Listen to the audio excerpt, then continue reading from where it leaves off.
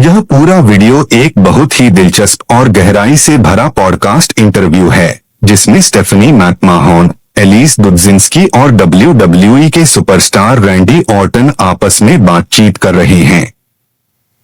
मैं आपको इसे बहुत विस्तार से आसान हिंदी में समझाता हूं कि इसमें क्या क्या हो रहा है। शुरुआत फनाटिक्स फेस्ट का माहौल। वीडियो की शुरुआत में स्टेफनी मैकमाहोन और एलिस फनाटिक्स फेस्ट नाम के एक बड़े इवेंट के बारे में बात कर रही हैं। यह एक ऐसा इवेंट है जहां दुनिया भर के फैंस अपने पसंदीदा सुपरस्टार्स से मिलने आते हैं। स्टेफनी बताती हैं कि यह इवेंट बहुत ही खास और एनर्जी से भरा हुआ है। जब वो अपने पति ट्रिपल एच के साथ घूम रही थी तो लोग हर तरफ से उन्हें घेर लेते थे। लोग फोटो लेना चाहते थे, हाथ मिलाना चाहते थे, यानी पूरा माहौल फैन फ्रेंडली था। यहाँ मुख्य बात, यह इवेंट फैंस के लिए है और उन्हें सेलिब्रेट करने के लिए बनाया गया है। हर कोई गर्व से अपनी पसंद WWE, खेल आदि को दिखा रहा था। बड़े बड़े स्टार्स की एंट्री और मजेदार मोमेंट्स बताती हैं कि इस इवेंट में बहुत सारे बड़े नाम आए।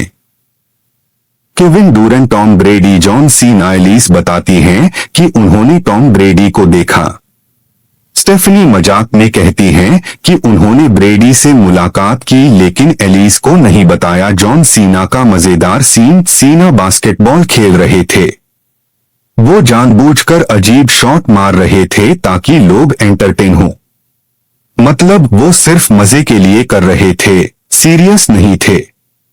ओवरऑल वाइब, हर कोई मजे कर रहा था। सुपरस्टार्स, एथलीट्स, म्यूजिशियन, कॉमेडियन सब एक जगह थे। रैंडी ऑर्टन का ग्रैंड इंट्रोडक्शन। इसके बाद स्टेफनी बड़े अंदाज में रैंडी ऑर्टन का परिचय देती हैं। 14 बार के world champion, legend killer, the viper, तीसरी पीढ़ी के रेसलर यानी WWE इतिहास के सबसे बड़े नामों में से एक। पुरानी WWE यादें, 2009 का मशहूर सीन। स्टेफनी एक पुरानी घटना याद दिलाती हैं।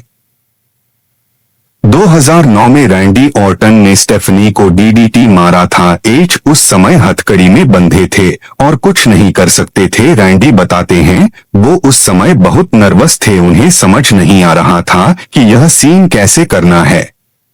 लेकिन बाद में यह WWE का सबसे यादगार और वायरल मोमेंट बन गया। रैंडी ऑर्टन का करियर और सफर बताते हैं। उन्होंने 1999 में WWE ज्वाइन किया। करीब 25 साल का करियर हो चुका है। उन्होंने बहुत कुछ देखा, सीखा और अनुभव किया। खास बात, आज भी जब वो अपने एक्शन फिगर्स देखते हैं तो उन्हें यकीन नहीं होता। वो खुद को बहुत लकी मानते हैं। मेंटर्स और लाइफ लेसन्स बताते हैं कि ट्रिपल एच उनके सबसे बड़े मेंटर रहे। उन्होंने रैंडी को सही रास्ते पर रखा। जब रैंडी जवान थे तब वो घमंडी और केयरलेस थे, लेकिन बड़े लोगों, triple H, Undertaker, Shawn Michaels आदि ने उन्हें संभाला। जिंदगी के मुश्किल दौर, बहुत गहरी बात, यह वीडियो का इमोशनल हिस्सा है। रैंडी बताते हैं उन्हें पैनिक अटैक्स होने लगे थे। उड़ान, फ्लाइट्स लेना मुश्किल हो गया था। नींद नहीं आती थी। दिमाग में नेगेटिव थॉट्स चलते रहते थे। कारण स्पाइनल इंजरी, रीढ़ की हड्डी की सर्जरी, डर कि उनका करियर खत्म हो जाएगा। मानसिक संघर्ष, मेंटल हेल्थ। वो रात को सो नहीं पाते थे, घर के बाहर टहलते रहते थे, से भी छुपाते थे। उन्होंने बताया उन्होंने दवाइयाँ, एंटी एंजाइटी, SSRIs ये ली, लेकिन वो खुद को अलग महसूस करते थे। सबसे बड़ी बात, वो कहते हैं कि अब 6 महीने से पैनिक अटैक नहीं आया। अब वो बेहतर महसूस करते हैं। एक पिता के रूप में उनके 5 बच्चे हैं। वो उनके लिए मजबूत दिखना चाहते थे, लेकिन अंदर से वो टूट रहे थे। उन्हें लगता था कि मैं कमजोर क्यों हूँ। WWE और फैमिली बैलेंस बताते हैं पहले WWE में फैमिली टाइम नहीं मिलता था, अब हालात बदल गए हैं। उदाहरण, ट्रिपल एच अपने बच्चे के मैच के लिए काम छोड़ देते हैं। इसका असर, अब सुपरस्टार्स भी अपने परिवार के साथ समय बिता सकते हैं। ट्रेनिंग और फिटनेस बताते हैं स्पाइनल सर्जरी के बाद उनकी ट्रेनिंग पूरी तरह बदल गई। अब वो हैवी वेट नहीं उठाते। फोकस, बॉडी बैलेंस, मसल्स खासकर बैक और ग्लट्स मजबूत करना, खाने पीने की आदतें। मजेदार हिस्सा, रैंडी को मीठा बहुत पसंद है। वो पॉपकॉर्न, चॉकलेट, कैरमेल आदि बहुत खाते थे। मजेदार बात, उन्होंने एक बार 2 दिन में पूरा पॉपकॉर्न का डब्बा खत्म कर दिया। OVRALL message. यह वीडियो सिर्फ एक इंटरव्यू नहीं है बल्कि फैन कल्चर का जश्न। WWE सुपरस्टार्स की असली जिंदगी, मानसिक स्वास्थ्य, मेंटल हेल्थ पर खुलकर बात, फैमिली और करियर बैलेंस, संघर्ष से वापसी की कहानी। निष्कर्ष, इस पूरे वीडियो में शुरुआत मजेदार और एनर्जी से भरी है, बीच में WWE की यादें और करियर की बातें हैं और अंत में बहुत गहरी और इंस्पायरिंग लाइफ स्टोरी है। सबसे बड़ी सीख, एक बहुत मजबूत दिखने वाला इंसान भी अंदर से संघर्ष कर सकता है और उसके बारे में बात करना कमजोरी नहीं, ताकत है। इस हिस्से में बातचीत पहले हल्के फुल्के मजाक से शुरू होती है, लेकिन धीरे धीरे बहुत गहरी और भावनात्मक दिशा में चली जाती है। रैंडी ऑर्टन अपने रोजमर्रा के जीवन, आदतों, परिवार, बचपन की यादों, मानसिक संघर्ष और खुद को समझने की यात्रा के बारे में खुलकर बात करते हैं, जबकि स्टेफनी मैकमाहन उनसे सवाल पूछती हैं और बातचीत को आगे बढ़ाती हैं। सबसे पहले रैंडी एक मजेदार बात बताते हैं कि उनके बैग में हमेशा बहुत सारी चीजें भरी रहती हैं। वो बताते हैं कि उन्होंने सोशल मीडिया पर एक छोटा सा फैन पंखा देखा जो उन्हें अजीब लगा, लेकिन फिर भी उन्होंने खरीद लिया। अब उनके पास ऐसे कई छोटे छोटे फैन हैं जो अलग अलग मोड और स्पीड में चलते हैं और पूरी रात हवा देते हैं। यह सुनकर स्टेफनी मजाक करती हैं कि उनका बैग तो एक पूरा सर्वाइवल किट जैसा है। रैंडी बताते हैं कि उनके बैग में Advil, eye mask, ear plugs, toothpicks, lotion, chapstick जैसी हर छोटी बड़ी चीज होती है, क्योंकि उन्हें हमेशा तैयार रहना पसंद है। उनकी पत्नी किम शुरू में इस आदत पर हैरान होती थी, लेकिन अब उन्हें भी समझ आ गया है कि कई बार ये चीजें काम आ जाती हैं। रैंडी कहते हैं कि जब भी परिवार को किसी चीज की जरूरत पड़ती है तो वो कहते हैं, देखा मेरा बैग काम आ गया। इसके बाद बातचीत रैंडी के बचपन और उनके पिता की ओर मुड़ती है। स्टेफनी उनसे पूछती है कि क्या उन्होंने कभी अपने पिता को कमजोर या भावुक हालत में देखा। रैंडी बताते हैं कि उन्होंने अपने पिता को कभी खुलकर कमजोर नहीं देखा, लेकिन उनकी मां ने उन्हें एक घटना बताई थी जब उनके पिता की अपेंडिक्स फट गई थी और वो अस्पताल में थे। उस समय वो दर्द और निकोटीन विथड्रॉल से गुजर रहे थे और बहुत चिड़चिड़े हो गए थे। रैंडी को याद है कि वो उनके लिए नेल क्लिपर्स लेकर गए थे, लेकिन गलती से टोनेल क्लिपर्स ले आए, जिस पर उनके पिता गुस्सा हो गए। उस समय रैंडी को समझ नहीं आया, लेकिन अब बड़े होने के बाद उन्हें समझ आता है कि वो विथड्रॉल का असर था। फिर बातचीत हल्की फुल्की होकर पेरेंटिंग पर आ जाती है। रैंडी बताते हैं कि वो अपनी बेटी ब्रुकलिन के नाखून खुद काटते थे, लेकिन एक बार गलती से थोड़ा सा कट लग गया जिससे खून निकल आया।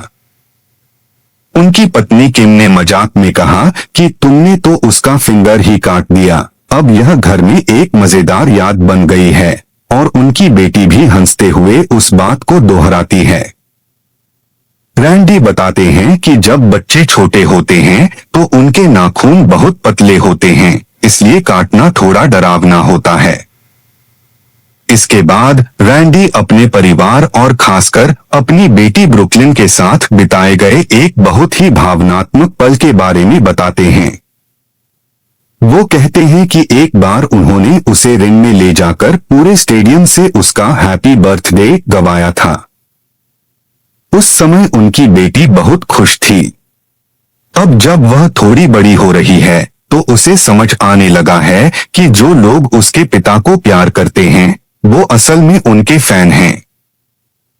लेकिन जब वह रैंडी के साथ इवेंट्स में जाती है और लोगों को उन्हें गोट ग्रेटेस्ट ऑफ ऑल टाइम कहते सुनती है तो उसे गर्व महसूस होता है। रैंडी बताते हैं कि उस समय उनकी बेटी उनके पास खड़ी होकर उनके कंधे पर सिर रखती है और उसकी बॉडी लैंग्वेज से साफ पता चलता है कि वह अपने पिता पर गर्व कर रही है।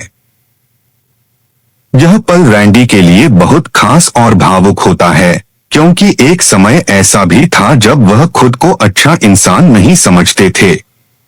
इसके बाद रैंडी अपने गुस्से और व्यवहार के बारे में खुलकर बात करते हैं।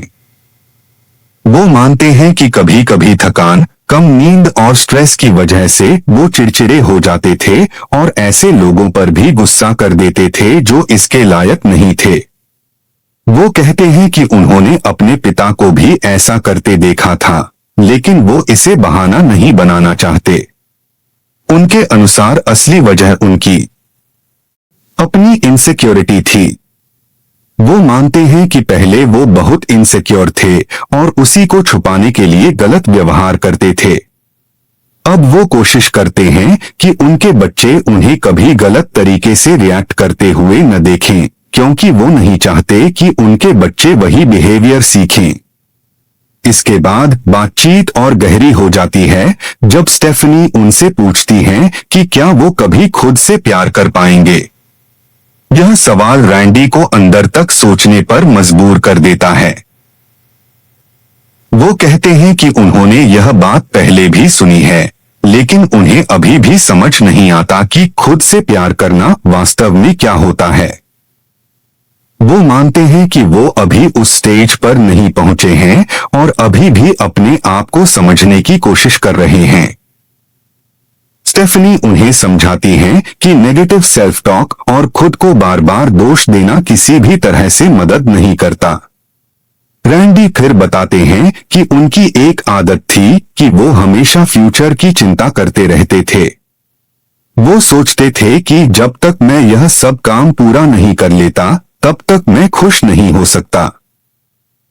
लेकिन अब उन्होंने सीखा है कि इस तरह का सोच इंसान को अंदर से तोड़ देता है। अब वो कोशिश करते हैं कि हर दिन को one day at a time जिया जाए। वो कहते हैं कि अगर इंसान हर वक्त फ्यूचर की चिंता करता रहेगा तो वह कभी प्रेजेंट का आनंद नहीं ले पाएगा। यही चिंता और ओवर थिंकिंग शायद उनके मेंटल स्ट्रेस और पैनिक अटैक्स की वजह भी बनी। इसके बाद वो अपने रेसलिंग करियर का एक उदाहरण देते हैं जब उन्हें एक बड़े मैच से पहले नींद नहीं आई थी, लेकिन फिर उन्होंने थोड़ी देर आराम किया और खुद को संभाला और अंत में शानदार मैच दिया। उनकी पत्नी किम हमेशा उन्हें याद दिलाती हैं कि तुम प्रोफेशनल हो, तुम हमेशा अच्छा करते हो, और हर बार मैच के बाद रैंडी कहते हैं सब ठीक हो गया। इससे उन्हें एहसास होता है कि वो अक्सर बेवजह ही चिंता करते हैं। अंत में रैंडी अपने परिवार के बारे में बहुत प्यार से बात करते हैं। वो कहते हैं कि उनकी पत्नी और बच्चे ही उन्हें ग्राउंडेड रखते हैं। वो खुद को बहुत लकी और ब्लेस्ड मानते हैं कि उन्हें ऐसा परिवार मिला। स्टेफनी भी कहती हैं कि प्यार ही सबसे बड़ी चीज है जो इंसान को हील कर सकती है। रैंडी मानते हैं कि वो अभी भी वर्क इन प्रोग्रेस हैं और शायद जिंदगी भर रहेंगे, लेकिन अब वो बेहतर बनने की कोशिश कर रहे हैं। अंत में हल्का फुल्का मोमेंट आता है जब स्टेफनी रैंडी के टैटू के बारे में पूछती हैं। रैंडी बताते हैं कि यह उनकी बेटी के नाम का टैटू है जो उसने खुद अपने हाथ से लिखा था और उसी हैंडराइटिंग को उन्होंने अपने शरीर पर बनवाया है। यह दिखाता है कि उनके लिए उनका परिवार कितना महत्वपूर्ण है। कुल मिलाकर इस हिस्से में शुरुआत मजाक और हल्के पलों से होती है, फिर बचपन और परिवार की यादें आती हैं, उसके बाद गहरी बातें होती हैं, मेंटल हेल्थ, इनसिक्योरिटी, गिल्ट और अंत में फैमिली लव और ग्रैटिट्यूड का मजबूत संदेश मिलता है। यह हिस्सा दिखाता है कि एक बहुत बड़ा WWE सुपरस्टार भी अंदर से इंसान ही होता है, जिसके अपने डर, गलतियां, सीख और भावनाएं होती हैं। यह पूरा वीडियो असल में एक बहुत ही लंबी, दिलचस्प और दिल से जुड़ी बातचीत है, जिसमें दो लोग, जिनमें से एक रैंडी ऑर्टन हैं, आपस में अपने पर्सनल लाइफ, फैमिली, बच्चों, खाने पीने की आदतों, बचपन की यादों और जिंदगी के अनुभवों के बारे में खुलकर बात कर रहे हैं। बातचीत कहीं कहीं मजेदार है, कहीं इमोशनल है और कहीं बहुत गहरी सोच वाली भी है।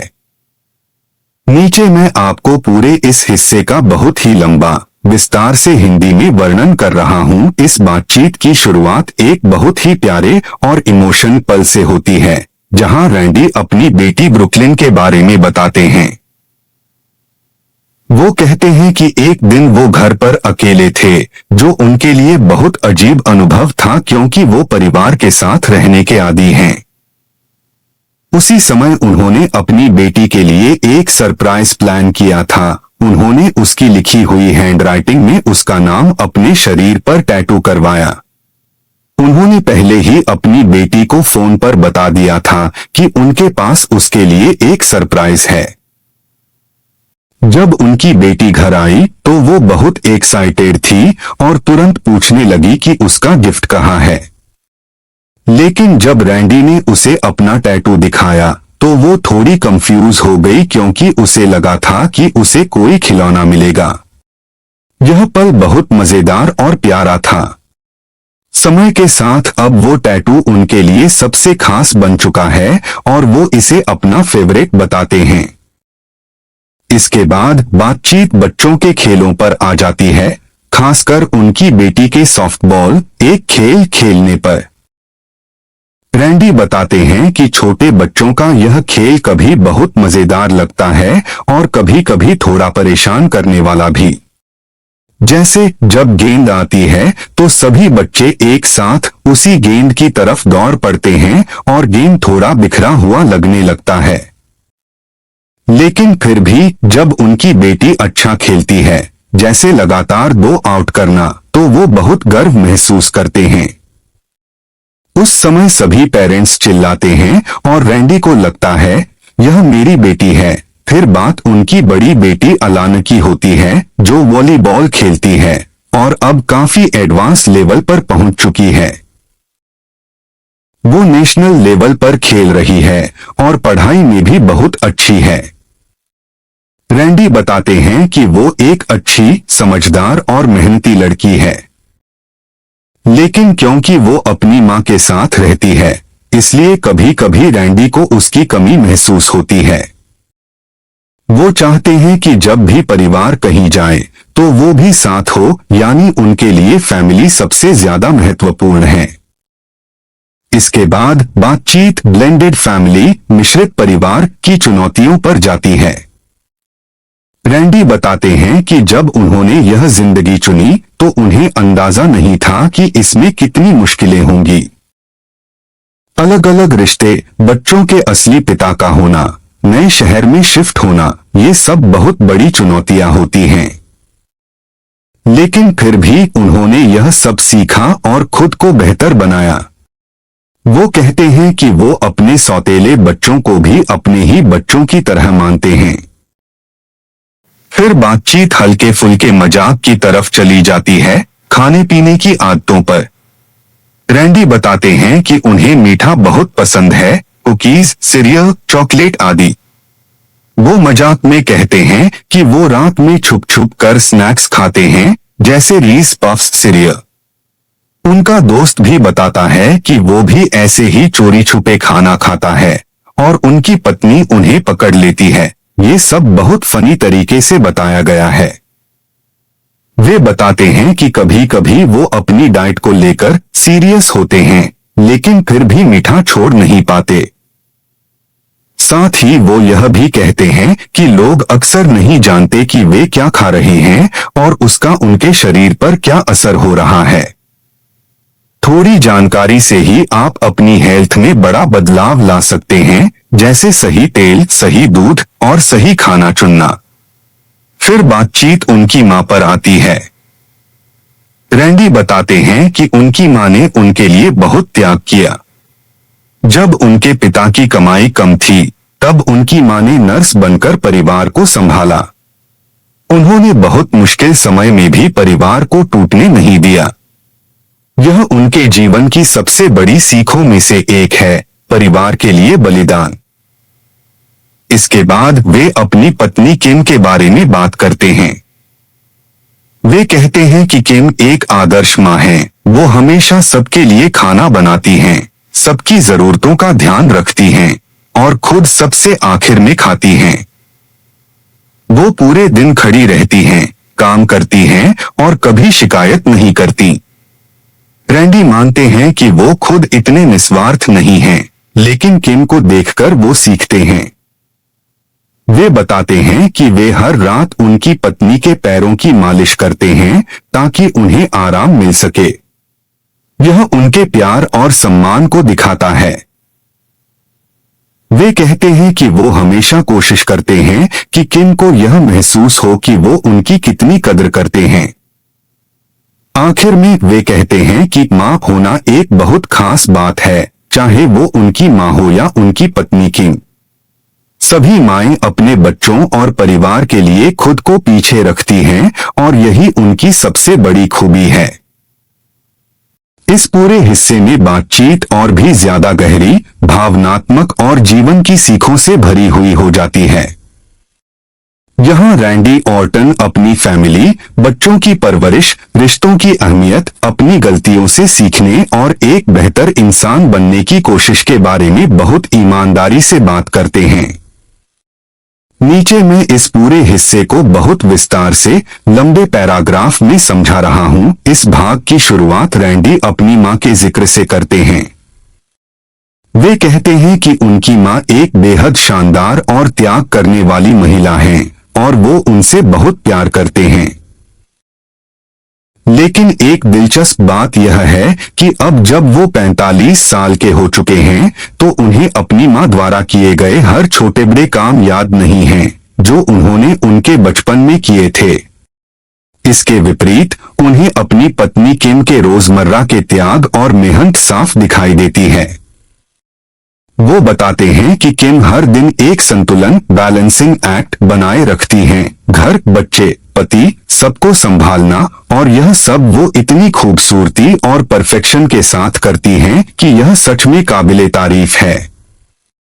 फिर बातचीत में यह बात आती है कि हर कोई इन त्यागों को देख या समझ नहीं पाता।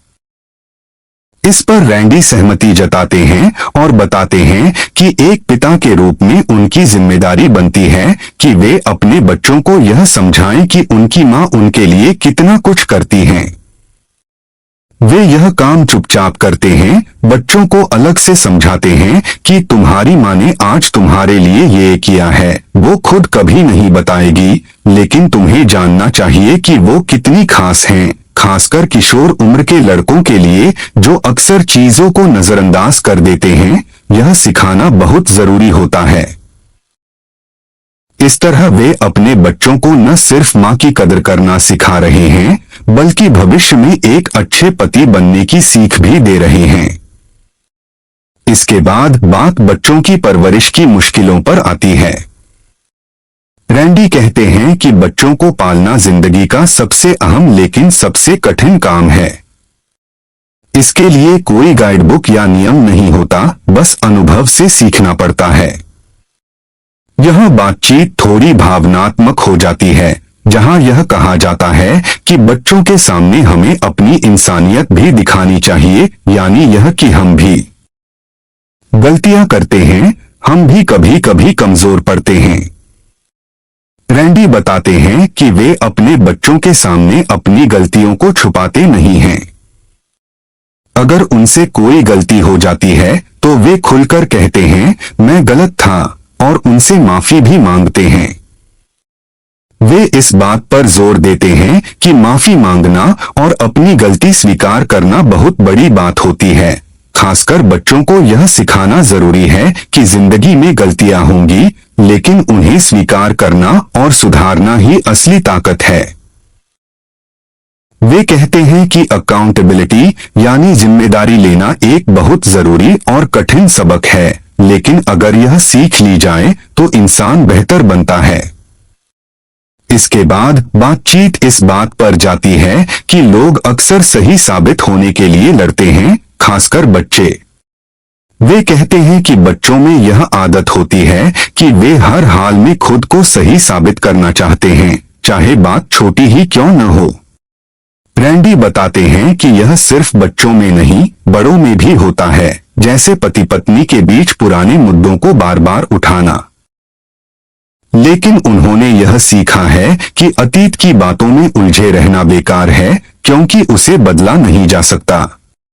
इसलिए बेहतर है कि वर्तमान में जिया जाए और आगे बढ़ा जाए। फिर वे अपने मानसिक संघर्षों के बारे में भी बात करते हैं। वे बताते हैं कि एक समय ऐसा था जब वे मानसिक रूप से कमजोर महसूस करते थे और छोटी छोटी बातें उन्हें बहुत परेशान करने लगती थीं।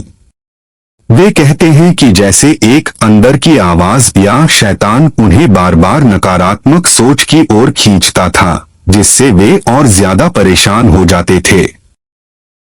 लेकिन अब उन्होंने यह समझ लिया है कि नकारात्मक ऊर्जा और नकारात्मकता को बढ़ाती है, जबकि सकारात्मक सोच से सकारात्मक परिणाम आते हैं। इसके बाद वे एक बहुत ही अच्छा उदाहरण देते हैं जब वे काम से घर लौटते हैं। अगर वे चिड़चिड़े मूड में घर आते हैं तो बच्चे तुरंत समझ जाते हैं और माहौल खराब हो जाता है। लेकिन अगर वे मुस्कान के साथ आते हैं, बच्चों को गले लगाते हैं, उनसे बात करते हैं, तो पूरा माहौल बदल जाता है और सबका दिन अच्छा हो जाता है। वे कहते हैं कि अब वे खुद को कंट्रोल करना सीख रहे हैं। जैसे किसी स्थिति में जाने से पहले खुद से पूछना कि मुझे कैसे बिहेव करना चाहिए। वे एक घटना बताते हैं, होटल में पानी खराब हो गया था, सबको बोतल के पानी से दांत साफ करने पड़े और वे लेट भी हो गए। पहले के समय में वे इस पर बहुत गुस्सा हो जाते और सब पर निकालते, लेकिन अब उन्होंने खुद को संभाला, परिवार का ध्यान रखा और दिन को खराब नहीं होने दिया। इससे उन्हें एहसास हुआ कि वे अपनी प्रतिक्रियाओं पर कंट्रोल कर सकते हैं। इसके बाद बातचीत ग्रोथ यानी खुद में सुधार पर आती है। रैंडी मानते हैं कि उन्होंने बहुत प्रगति की है, लेकिन उन्हें अपने पुराने व्यवहार पर गर्व नहीं है। कभी कभी उनके दोस्त उन्हें उनकी पुरानी गलतियां याद दिलाते हैं, जो उन्हें अच्छा नहीं लगता। लेकिन यह भी सच्चाई है कि हर इंसान बदल सकता है और बेहतर बन सकता है। अंत में बातचीत बहुत भावुक हो जाती है, जहां उनके दोस्त उनकी तारीफ करते हैं कि वे एक अच्छे इंसान, अच्छे पिता और अच्छे पति हैं। वे कहते हैं कि परिवार ही असली खुशी है और उम्र बढ़ने के साथ वही लोग आपके साथ रहते हैं। रैंडी भी कहते हैं कि वे खुद को बहुत खुशकिस्मत मानते हैं कि उनके पास उनका परिवार है और वे सोच भी नहीं सकते कि कोई इंसान अकेला कैसे रह सकता है। आखिर में हल्का फुल्का सवाल पूछा जाता है कि अगर वे अपने बचपन में वापस जा सकते तो कौन सी चीज खुद को गिफ्ट करते। इस पर रैंडी जवाब देते हैं कि वे रेसलिंग से जुड़ी चीज चुनेंगे, जैसे रॉडी पाइपर का किल्ट स्कॉटिश ड्रेस, जो उनके लिए बहुत खास होती। वे अपने पिता की चीजों के साथ उसे जोड़कर एक खास याद बनाना चाहते। पूरा निष्कर्ष समरी। यह पूरा वीडियो सिर्फ बातचीत नहीं है, बल्कि जिंदगी के अनुभवों, रिश्तों की अहमियत, अपनी गलतियों से सीखने और एक बेहतर इंसान बनने की यात्रा का आईना है। इसमें एक पिता का प्यार, एक पति की कद्र और एक इंसान की आत्म सुधार की कोशिश साफ दिखाई देती है। अगर आपको ये वीडियो पसंद आई हो और आपने इस कहानी को एंजॉय किया हो तो प्लीज वीडियो को लाइक जरूर करें, क्योंकि आपका एक लाइक हमें और ज्यादा मेहनत करने का मोटिवेशन देता है। अपने दोस्तों और फैमिली के साथ इस वीडियो को शेयर करें ताकि वो भी इस इंटरेस्टिंग और इमोशनल स्टोरी का हिस्सा बन सकें। आपका फीडबैक हमारे लिए बहुत इम्पोर्टेंट है, इसलिए नीचे कमेंट करके जरूर बताएं कि आपको वीडियो का कौन सा पार्ट सबसे ज्यादा पसंद आया और आप किस टाइप की वीडियोस आगे देखना चाहते हैं। और अगर आप अभी तक हमारे चैनल पर नए हैं तो प्लीज एम सुमरो हेल्पर चैनल को सब्सक्राइब करना बिल्कुल ना भूले, ताकि आपको ऐसी हाई अमेजिंग, इमोशनल और एंटरटेनिंग वीडियोस सबसे पहले मिलती रहे। आपका सपोर्ट हाई हमारी स्ट्रेंथ है, MILT है। नेक्स्ट वीडियो में एक और जबरदस्त स्टोरी के साथ। यह पूरा वीडियो एक बहुत ही दिलचस्प और गहराई से भरा पॉडकास्ट इंटरव्यू है, जिसमें स्टेफनी मैकमाहोन, एलिस दुडजिंस्की और WWE के सुपरस्टार रैंडी ऑर्टन आपस में बातचीत कर रहे हैं। मैं आपको इसे बहुत विस्तार से आसान हिंदी में समझाता हूं कि इसमें क्या क्या हो रहा है। शुरुआत फनाटिक्स फेस्ट का माहौल। वीडियो की शुरुआत में स्टेफनी मैकमाहोन और एलिस फनाटिक्स फेस्ट नाम के एक बड़े इवेंट के बारे में बात कर रही हैं। यह एक ऐसा इवेंट है जहां दुनिया भर के फैंस अपने पसंदीदा सुपरस्टार्स से मिलने आते हैं। स्टेफनी बताती है कि यह इवेंट बहुत ही खास और एनर्जी से भरा हुआ है। जब वो अपने पति ट्रिपल एच के साथ घूम रही थी तो लोग हर तरफ से उन्हें घेर लेते थे। लोग फोटो लेना चाहते थे, हाथ मिलाना चाहते थे, यानी पूरा माहौल फैन फ्रेंडली था। यहाँ मुख्य बात, यह इवेंट फैंस के लिए है और उन्हें सेलिब्रेट करने के लिए बनाया गया है। हर कोई गर्व से अपनी पसंद WWE, खेल आदि को दिखा रहा था। बड़े बड़े स्टार्स की एंट्री और मजेदार मोमेंट्स बताती हैं कि इस इवेंट में बहुत सारे बड़े नाम आए। Kevin Durant, Tom Brady, John Cena. Alice बताती हैं कि उन्होंने टॉम ब्रेडी को देखा। स्टेफनी मजाक में कहती हैं कि उन्होंने ब्रेडी से मुलाकात की, लेकिन एलिस को नहीं बताया जॉन सीना का मजेदार सीन। सीना बास्केटबॉल खेल रहे थे। वो जानबूझकर अजीब शॉट मार रहे थे ताकि लोग एंटरटेन हो। मतलब वो सिर्फ मजे के लिए कर रहे थे, सीरियस नहीं थे। ओवरऑल वाइब, हर कोई मजे कर रहा था। सुपरस्टार्स, एथलीट्स, म्यूजिशियन, कॉमेडियन सब एक जगह थे। रैंडी ऑर्टन का ग्रैंड इंट्रोडक्शन। इसके बाद स्टेफनी बड़े अंदाज में रैंडी ऑर्टन का परिचय देती हैं। 14 बार के world champion, legend killer, the viper, तीसरी पीढ़ी के रेसलर यानी WWE इतिहास के सबसे बड़े नामों में से एक। पुरानी WWE यादें। 2009 का मशहूर सीन। स्टेफनी एक पुरानी घटना याद दिलाती हैं। 2009 में रैंडी ऑर्टन ने स्टेफनी को DDT मारा था। एच उस समय हथकड़ी में बंधे थे और कुछ नहीं कर सकते थे। रैंडी बताते हैं वो उस समय बहुत नर्वस थे, उन्हें समझ नहीं आ रहा था कि यह सीन कैसे करना है। लेकिन बाद में यह WWE का सबसे यादगार और वायरल मोमेंट बन गया।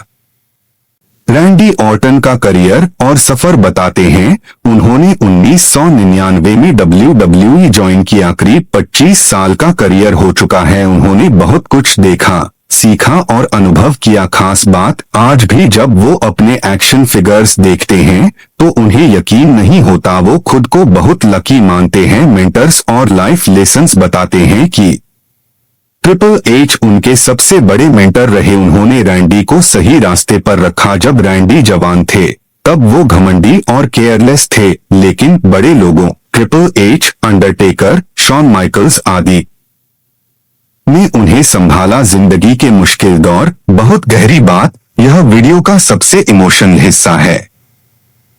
रैंडी बताते हैं उन्हें पैनिक अटैक्स होने लगे थे। उड़ान, फ्लाइट्स लेना मुश्किल हो गया था। नींद नहीं आती थी। दिमाग में नेगेटिव थॉट्स चलते रहते थे। कारण स्पाइनल इंजरी, रीढ़ की हड्डी की सर्जरी, डर कि उनका करियर खत्म हो जाएगा। मानसिक संघर्ष, मेंटल हेल्थ। वो रात को सो नहीं पाते थे, घर के बाहर टहलते रहते थे, से भी छुपाते थे। उन्होंने बताया उन्होंने दवाइयाँ, एंटी एंजाइटी, SSRIs ये ली, लेकिन वो खुद को अलग महसूस करते थे। सबसे बड़ी बात, वो कहते हैं कि अब 6 महीने से पैनिक अटैक नहीं आया। अब वो बेहतर महसूस करते हैं। एक पिता के रूप में उनके 5 बच्चे हैं। वो उनके लिए मजबूत दिखना चाहते थे, लेकिन अंदर से वो टूट रहे थे। उन्हें लगता था कि मैं कमजोर क्यों हूँ। WWE और फैमिली बैलेंस बताते हैं, पहले WWE में फैमिली टाइम नहीं मिलता था, अब हालात बदल गए हैं। उदाहरण, ट्रिपल एच अपने बच्चे के मैच के लिए काम छोड़ देते हैं। इसका असर, अब सुपरस्टार्स भी अपने परिवार के साथ समय बिता सकते हैं। ट्रेनिंग और फिटनेस बताते हैं, स्पाइनल सर्जरी के बाद उनकी ट्रेनिंग पूरी तरह बदल गई। अब वो हैवी वेट नहीं उठाते। फोकस, बॉडी बैलेंस, मसल्स खासकर बैक और ग्लट्स मजबूत करना, खाने पीने की आदतें। मजेदार हिस्सा, रैंडी को मीठा बहुत पसंद है। वो पॉपकॉर्न, चॉकलेट, कैरमेल आदि बहुत खाते थे। मजेदार बात, उन्होंने एक बार 2 दिन में पूरा पॉपकॉर्न का डब्बा खत्म कर दिया। OVRALL मैसेज, यह वीडियो सिर्फ एक इंटरव्यू नहीं है, बल्कि फैन कल्चर का जश्न। अगर आपको ये वीडियो पसंद आई हो और आपने इस कहानी को एंजॉय किया हो तो प्लीज वीडियो को लाइक जरूर करें, क्योंकि आपका एक लाइक हमें और ज्यादा मेहनत करने का मोटिवेशन देता है। अपने दोस्तों और फैमिली के साथ इस वीडियो को शेयर करें ताकि वो भी इस इंटरेस्टिंग और इमोशनल स्टोरी का हिस्सा बन सकें। आपका फीडबैक हमारे लिए बहुत इम्पोर्टेंट है, इसलिए नीचे कमेंट करके जरूर बताएं कि आपको वीडियो का कौन सा पार्ट सबसे ज्यादा पसंद आया और आप किस टाइप की वीडियोस आगे देखना चाहते हैं। और अगर आप अभी तक हमारे चैनल पर नए हैं तो प्लीज एम सुमरो हेल्पर चैनल को सब्सक्राइब करना बिल्कुल ना भूले, ताकि आपको ऐसी हाई अमेजिंग, इमोशनल और एंटरटेनिंग वीडियोस सबसे पहले मिलती रहे। आपका सपोर्ट हाई हमारी स्ट्रेंथ है, MILT है। नेक्स्ट वीडियो में एक और जबरदस्त स्टोरी के साथ।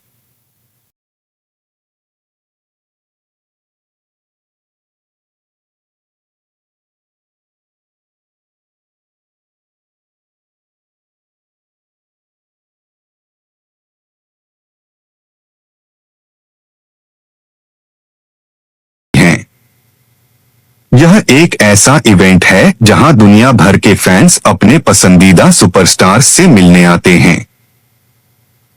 स्टेफनी बताती हैं कि यह इवेंट बहुत ही खास और एनर्जी से भरा हुआ है।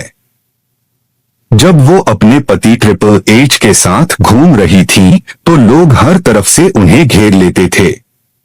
लोग फोटो लेना चाहते थे, हाथ में। खुद को बहुत लकी मानते हैं। मेंटर्स और लाइफ लेसन्स बताते हैं कि ट्रिपल एच उनके सबसे बड़े मेंटर रहे। उन्होंने रैंडी को सही रास्ते पर रखा। जब रैंडी जवान थे तब वो घमंडी और केयरलेस थे, लेकिन बड़े लोगों, triple H, Undertaker, Shawn Michaels आदि ने उन्हें संभाला। जिंदगी के मुश्किल दौर, बहुत गहरी बात, यह वीडियो का सबसे इमोशनल हिस्सा है।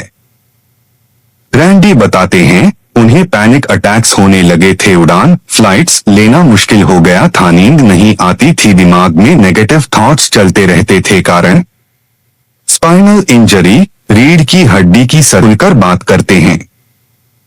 वो मानते हैं कि कभी कभी थकान, कम नींद और स्ट्रेस की वजह से वो चिड़चिड़े हो जाते थे और ऐसे लोगों पर भी गुस्सा कर देते थे जो इसके लायक नहीं थे। वो कहते हैं कि उन्होंने अपने पिता को भी ऐसा करते देखा था, लेकिन वो इसे बहाना नहीं बनाना चाहते। उनके अनुसार असली वजह उनकी अपनी इनसिक्योरिटी थी। वो बड़ों में भी होता है, जैसे पति पत्नी के बीच पुराने मुद्दों को बार बार उठाना।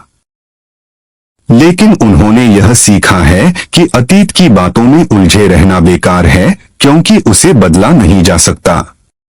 इसलिए बेहतर है कि वर्तमान में जिया जाए और आगे बढ़ा जाए। फिर वे अपने मानसिक संघर्ष। यह पूरा वीडियो एक बहुत ही दिलचस्प और गहराई से भरा पॉडकास्ट इंटरव्यू है, जिसमें स्टेफनी मैकमाहोन, एलिस दुडजिंस्की और WWE के सुपरस्टार रैंडी ऑर्टन आपस में बातचीत कर रहे हैं। मैं आपको इसे बहुत विस्तार से आसान हिंदी में समझाता हूं कि इसमें क्या क्या हो रहा है। शुरुआत फनाटिक्स फेस्ट का माहौल। वीडियो की शुरुआत में स्टेफनी मैकमाहोन और एलिस फनाटिक्स फेस्ट नाम के एक बड़े इवेंट के बारे में बात कर रही हैं। यह एक ऐसा इवेंट है जहां दुनिया भर के फैंस अपने पसंदीदा सुपरस्टार से मिलने आते हैं। स्टेफनी बताती हैं कि यह इवेंट बहुत ही खास और एनर्जी से भरा हुआ है। जब वो अपने पति ट्रिपल एच के साथ घूम रही थी तो लोग हर तरफ से उन्हें घेर लेते थे। लोग फोटो लेना चाहते थे, हाथ में खुद को बहुत लकी मानते हैं। मेंटर्स और लाइफ लेसन्स बताते हैं कि ट्रिपल एच उनके सबसे बड़े मेंटर रहे। उन्होंने रैंडी को सही रास्ते पर रखा। जब रैंडी जवान थे तब वो घमंडी और केयरलेस थे, लेकिन बड़े लोगों triple H, Undertaker, Shawn Michaels आदि ने उन्हें संभाला। जिंदगी के मुश्किल दौर। बहुत गहरी बात, यह वीडियो का सबसे इमोशनल हिस्सा है। रैंडी बताते हैं उन्हें पैनिक अटैक्स होने लगे थे, उड़ान फ्लाइट्स लेना मुश्किल हो गया था, नींद नहीं आती थी, दिमाग में नेगेटिव थॉट्स चलते रहते थे। कारण स्पाइनल इंजरी, रीढ़ की हड्डी की खुलकर बात करते हैं। वो मानते हैं कि कभी कभी थकान, कम नींद और स्ट्रेस की वजह से वो चिड़चिड़े हो जाते थे और ऐसे लोगों पर भी गुस्सा कर देते थे जो इसके लायक नहीं थे। वो कहते हैं कि उन्होंने अपने पिता को भी ऐसा करते देखा था, लेकिन वो इसे बहाना नहीं बनाना चाहते। उनके अनुसार असली वजह उनकी अपनी इनसिक्योरिटी थी।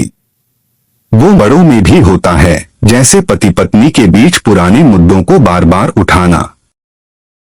लेकिन उन्होंने यह सीखा है कि अतीत की बातों में उलझे रहना बेकार है, क्योंकि उसे बदला नहीं जा सकता।